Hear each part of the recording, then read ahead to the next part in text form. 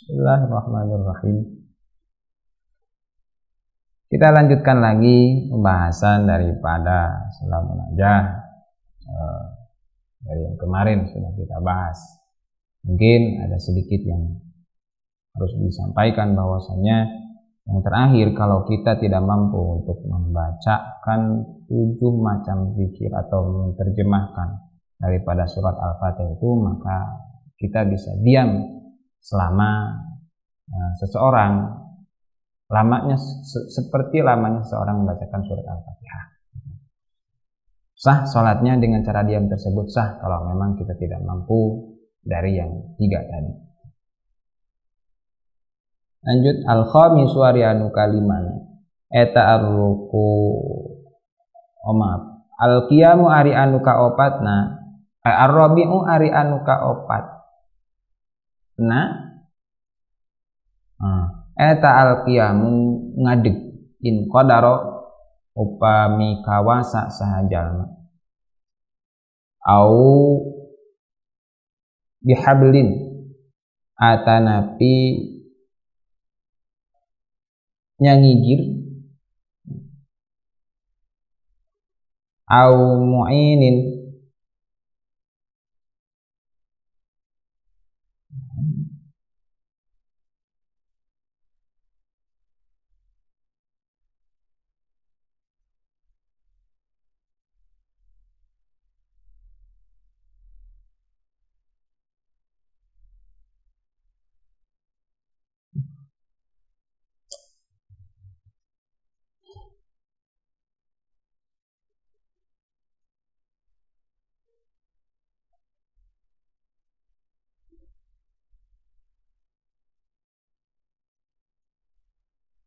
atanapi jalmi anu ngabantu hablin fi sholatil fardi. Lanjutkan saja, fi sholatil fardi, dina sholat fardi. Yang keempat,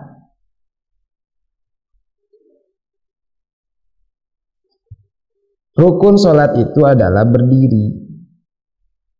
Berdiri di sini dengan persyaratan kalaupun kita mampu untuk berdiri, baik dalam sholat fardu ataupun dalam sholat sunnah. Tapi untuk sholat fardu diutamakan kita berdiri terlebih dahulu. Namun untuk sholat sunat, kalaupun kita mampu berdiri, kita maunya duduk, boleh kita duduk meskipun kita mampu untuk berdiri dalam sholat sunat. Tapi kalau dalam sholat fardu, selama kita mampu untuk berdiri, maka berdiri itu lebih diutamakan. Kalaupun tidak mampu berdiri, maka bisa diganti dengan tata cara yang lain, seperti duduk ataupun berbaring ataupun terlentang, bisa dengan cara apapun. Ataupun kita membutuhkan orang yang membantu kita untuk berdiri. Kalau hanya sekedar berdiri, misalkan kita tidak mampu, sedangkan untuk yang lain-lainnya kita mampu, maka silakan kita meminta bantuan orang lain untuk membantu kita untuk berdiri, gitu. Boleh. Meskipun walau biujrah, meskipun kita memberikan upah buat dia itu di sholatil fardhi. Al-khamisu ari anu kalimana eta ar-ruku bi ayyan haniya secara yen ngabongkokeun saha jalma min ghairi irkha'in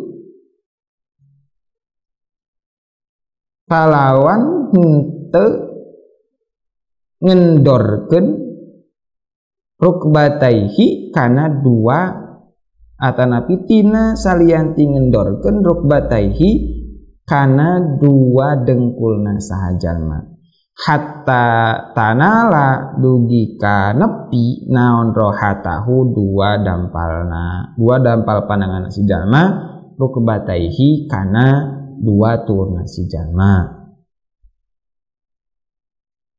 Yang kelima, rukun sholat itu adalah ar-ruku'. Bagaimana tata cara pelaksanaan ruku? Bi ayyan haniya min ghairi irkha'in rukbataihi. Itu dengan cara membungkuk. Nah, sambil tidak mengendorkan dengkul kita, berarti ya harus tegak. Hatta tanala rohatahu, sampai dua tangan kita,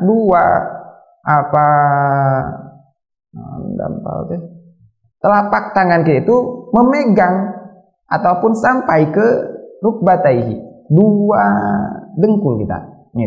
Itu mungkin yang dianjurkan oleh para ulama. Namun kalaupun kita tidak mampu untuk menyampaikan atau sampainya telapak tangan kita ke dua dengkul, itu pun juga tidak dipermasalahkan. Yang penting kita ada usaha untuk membungkukkan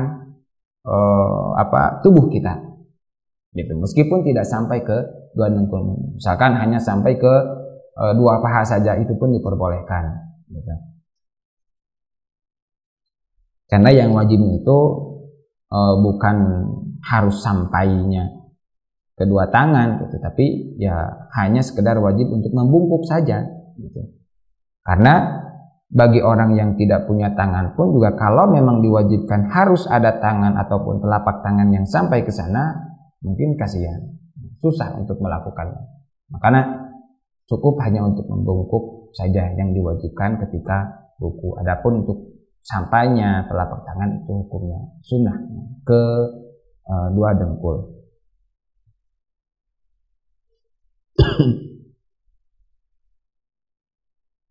Nah,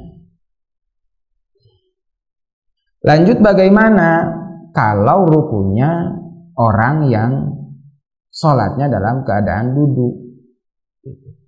Bagi orang yang sholatnya dalam posisi yang duduk, maka ketentuan ketika dia ruku yang wajibnya itu adalah mensejajarkan jidatnya itu sejajar, membungkukkan badan sambil mensejajarkan jidat dengan bagian depan dari lutut, berarti sampai sejajar dengan depan lutut kita, jidat kita itu batasan rukunya di sana. Wajibnya seperti itu. Jadi nggak boleh kurang. Kalau lebih gimana? Kalau lebih boleh, tapi kurang tidak boleh.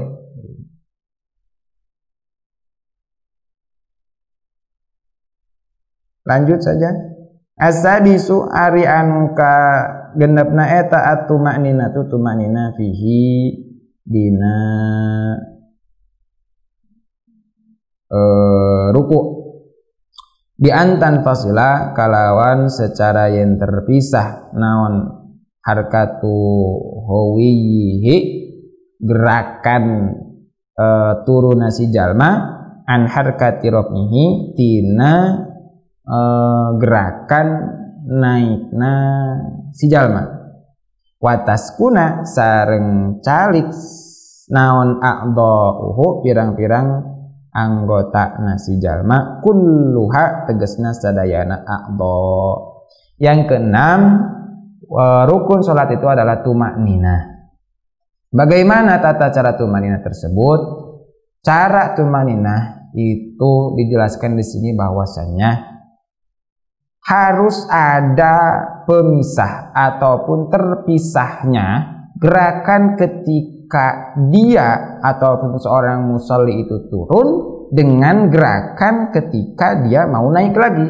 Ketika ruku berarti di sana wataskuna a'dha'uhu, diamkan dulu seluruh anggota tubuhnya, kulluha, semuanya, tidak boleh ada yang bergerak. Begitu turun, diam dulu sebentar, sekira-kira biqadri subhanallah, membacakan subhanallah. Setelah itu ada ikhtiar untuk diam semua anggota, baru itu adalah merupakan pemisah antara antara turun dan mau i'tidal. Baru setelah ada diam sebentar, maka boleh untuk berdiri lagi.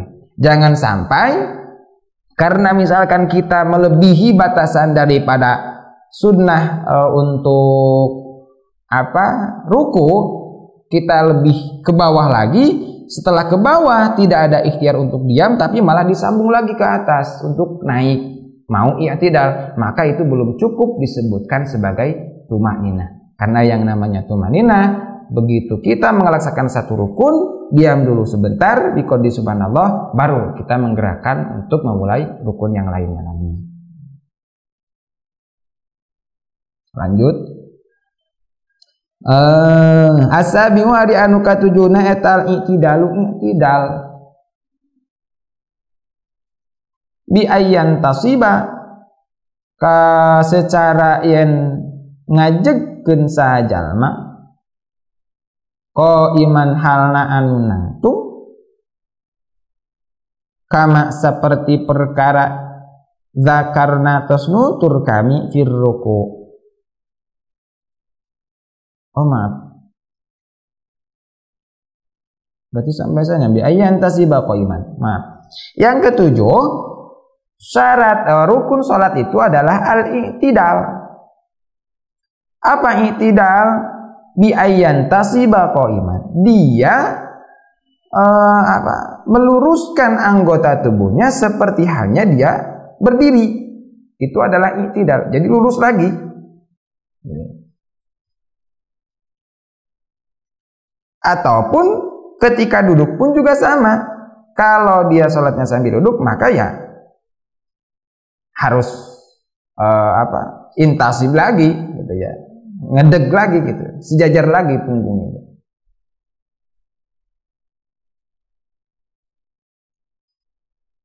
Nah, di sini ada satu hadis yang mengatakan bahwasanya Rasulullah SAW bersabda, wa idza rafa'ta ra'saka minar ruku' fa'aqim solbaka.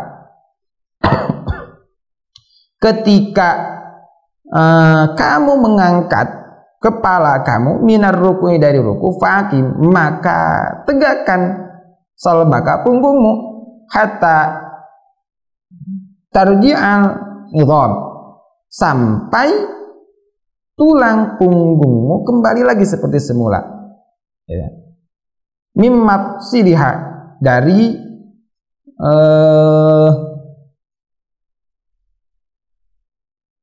ataupun ke pangkalnya lagi, gitu ya. Mimafsiliha. Jadi posisi i'tidal sama seperti hanya kita posisi sebelum ruku, yaitu al-qiyam, ditegak lagi. Athaminu ari anu kadalapana eta tumaknina fihi dina i'tidal, kama seperti perkara zakarna tos nutur kami fir ruku'i dina ruku. Yang ke-9, yang ke-8 adalah tumaknina di dalam ruku, sama seperti i'tidal, di dalam i'tidal sama seperti halnya tumaknina yang dijelaskan di dalam ruku. Kenapa seperti demikian? Karena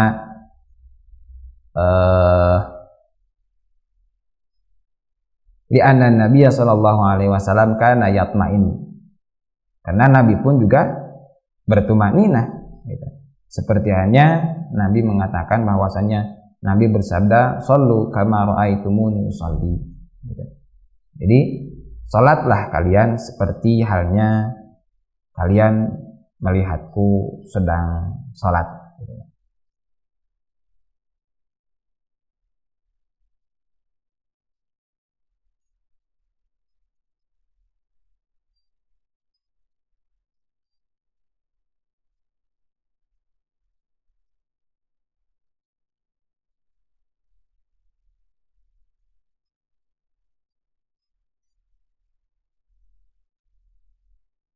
Dan tumakninah ini merupakan hal yang wajib, gitu, wajib adanya, harus dilaksanakan. At-tasi'u ari anu kasalapana eta as-sujudu sujud, eta as-sujudul awwalu sujud anu kahiji, bi ayatu secara yen nyimpen saha jalma jabhatahu kana jidatna atanapi dahina itu jalma maksufatan halna anu kabuka ala musallahu kana luhureun tempat salatna si jalma mutahamilan tur anu tatagenan atanapi nekenkeun alaiha kana itu jabhah qalilan halna sa'alif ala ghairi mutaharrikin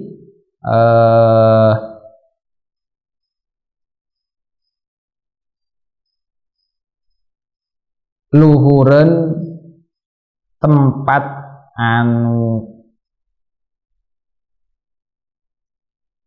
henteu bergerak, luhureun tempat anu bergerak rafi'an halna ngangkatkeun ajizatahu kana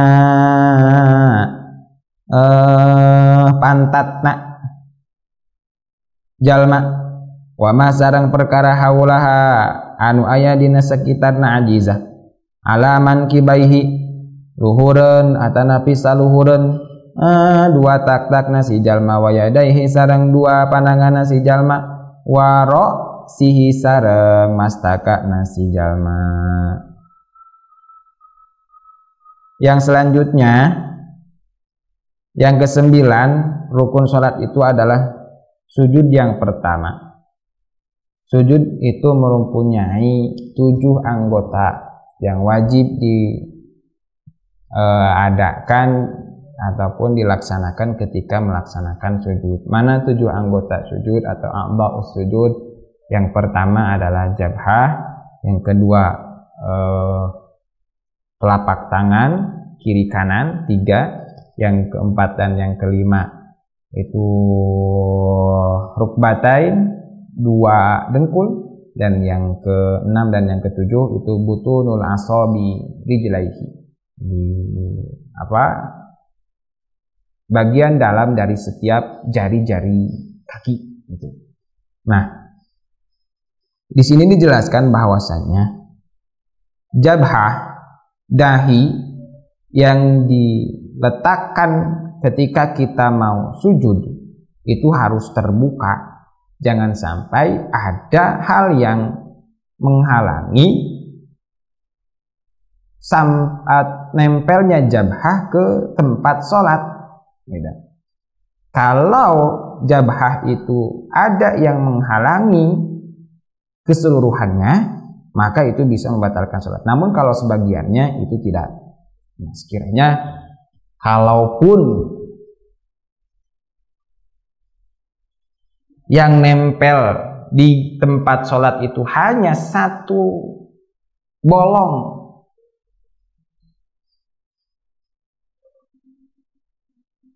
dari jabhah kita, maka itu bisa dikatakan sah sholatnya.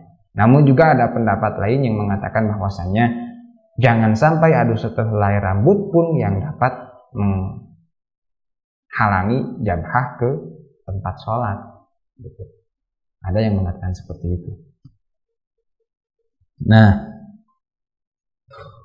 jabhah itu mutahammilan alaiha qalilan, gitu ya. Jadi tidak hanya nempel saja, namun harus sambil ditekan. Namun tekanannya itu tidak harus terlalu banyak, cukup qalilan, sedikit saja nempelnya. Sekiranya kalau kita sujud itu di atas busa, kapas, ataupun rumput, ataupun sesuatu yang lembut, maka itu akan kelihatan dekoknya, akan kelihatan cekungannya, gitu. Dan akan berbekas. Nah, seperti itu mungkin sedikitnya kita menekankan jabhah ke tempat sholat, gitu. Ala ghairi mutaharrikin. Nah, nekennya ataupun nempelnya jabhah ini harus kepada sesuatu hal atau di atas sesuatu hal yang memang tidak bergerak, seperti hanya sejadah, gitu. Ataupun lantai, itu kan tidak bergerak. Mau kita bergerak berdiri ketika sholat ataupun sujud ataupun rukuk atau bergerak ketika melaksanakan rukun sholat, itu tidak bergerak, maka di sanalah kita sujud yang sah. Tetapi kalau misalkan kita sujud di atas sesuatu hal yang ikut bergerak seiring pergerakan kita melaksanakan rukun-rukun sholat, maka itu tidak sah sholatnya. Seperti halnya kita memakai sorban yang tidak terlalu panjang, lalu kita dengan sengaja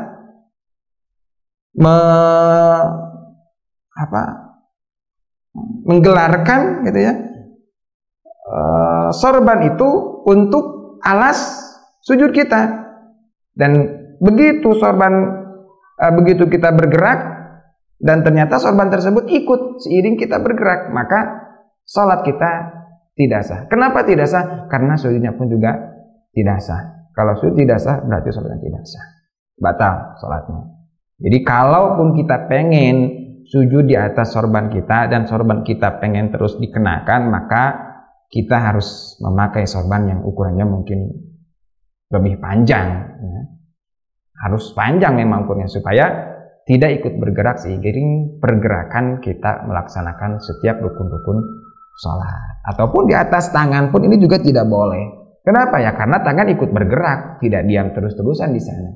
Makanya nggak boleh kita sujud di atas tangan seperti itu, nggak boleh.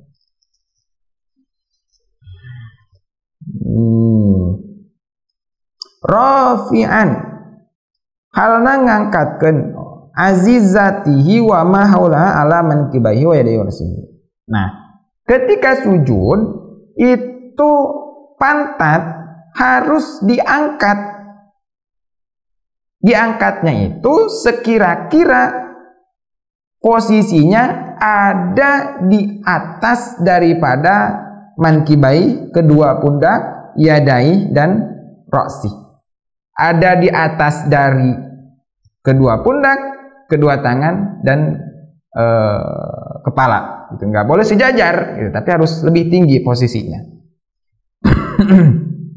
Wa bi ayyadha sareng secara yen nyimpen saha jalma juz'an kana sebagian anggota walau yasiron meskipun sedikit min kullin rukbataihi tina setiap bagian tina dua dengkulna wa min batini kulli kafin sareng tina jerona setiap dampal panangan wa min batini asabi'i kulli rajulin kulli rijlin sareng tina jerona pirang-pirang ramo tiap-tiap sampean. Jadi yang selanjutnya yang dianjurkan ketika bersujud itu adalah ayyadu juz'an min kulli rukbatayhi. Jadi meletakkan sebagian juz dari dua dengkul, terus wa min batini kulli kafin, dan setiap telapak tangan itu ditekankan sama. Jadi nggak boleh ngangkang seperti ini, tapi harus nempel semuanya, gitu ya.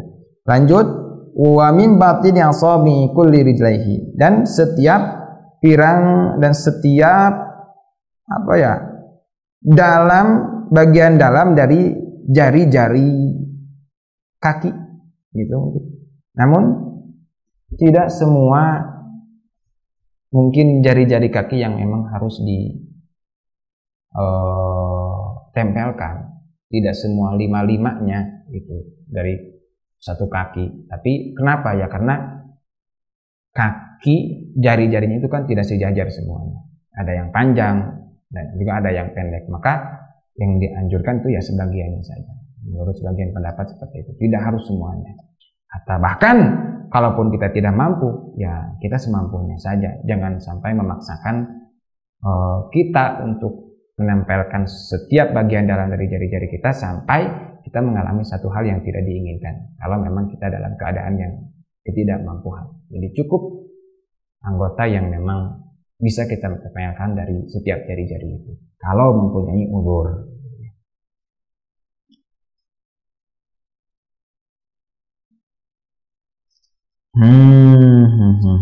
Al-ashir, satu lagi mungkin.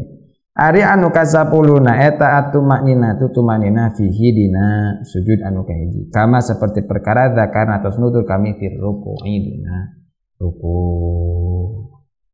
Mungkin untuk pertemuan kali ini cukupkan sekian dulu. Maaf itu banyak kesalahan. Mudah-mudahan banyak manfaatnya untuk diri saya pribadi dan untuk semuanya. Wallahu a'lam bishawab. Assalamualaikum warahmatullahi wabarakatuh.